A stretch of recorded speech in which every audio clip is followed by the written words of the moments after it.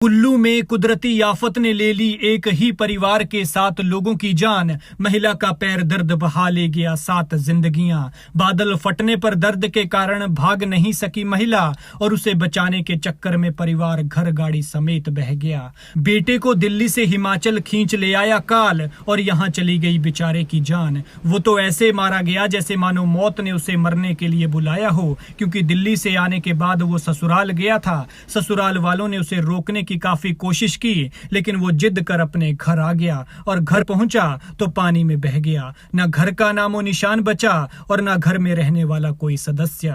एक झटके में आई आफत और 7 जिंदगियां लील ले गई। एक को बचाने के चक्कर में परिवार खत्म हो गया। पीछे बचे तो पोता और बहू, और वो भी तब जब वो दिल्ली में रह रहे थे। बादल फटने पर कुदरत ने कितनी तबाही मचाई, अब जाकर इसका पता चल रहा है। कुदरत के ऐसे ऐसे रंग नजर आ रहे हैं जिसने कई लोगों की रातें तो काली की ही थी, लेकिन दिन का उजाला भी खा लिया। परिवार के परिवार खत्म कर दिए, घर गांव को नेस्तनाबूद कर दिया। ये घटना भी ऐसी ही दुखद है जिसमें एक महिला को बचाने के चक्कर में परिवार के 7 लोगों की जान चली गई। परिवार के 7 लोग घर गाड़ी समेत पानी में बह गए। पैर का दर्द पूरे परिवार के लिए काल बनकर आया और पल भर में जिंदगियां ऐसे खत्म कर दी जैसे लोग मच्छर को मारते हैं। जानकारी के मुताबिक कुल्लू की रेवता देवी के पैर में दर्द थी और परिवार उसे बचाने के चक्कर में मारा गया। बाढ़ आई तो महिला दर्द के कारण भाग नहीं पाई और महिला के साथ उसकी मां,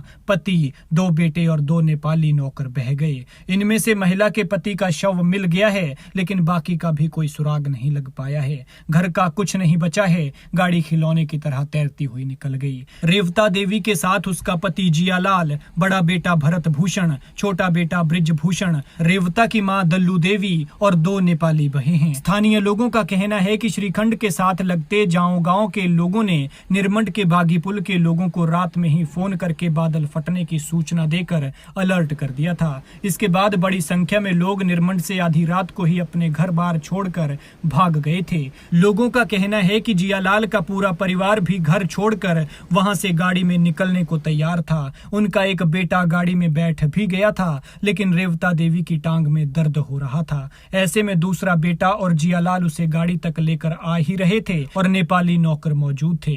इसी दौरान अचानक कुरपन खड्ड में जलजला आ गया और आलीशान घर समेत सभी 7 लोगों को अपने साथ बहा ले गया। अब मौके पर मलबा और पत्थर ही बचे हैं, घर का नामो निशान तक नहीं है। जियालाल के परिवार में अब सिर्फ उनकी बहू और पोता ही बचे हैं। बहू और पोता दोनों दिल्ली में थे, इस वजह से उनकी जान बच गई। जियालाल का बेटा भरत भूषण दिल्ली में नौकरी करता था और छुट्टी पर किसी काम से घर आया था। बताया जा रहा है कि भरत भूषण बुधवार को दिन में निरमंड के साथ लगते रेमू गांव में ससुराल गया था। ससुराल वाले भरत भूषण को जबरदस्ती रात में ठहरने को बोल रहे थे, लेकिन भरत भूषण घर जाने की जिद करता रहा और रात को परिवार के साथ बह गया। लिहाजा लोग भी कह रहे हैं कि काश भरत भूषण दिल्ली से घर ही नहीं आया होता या फिर ससुराल में ही रुक गया होता तो उसकी जान बच जाती।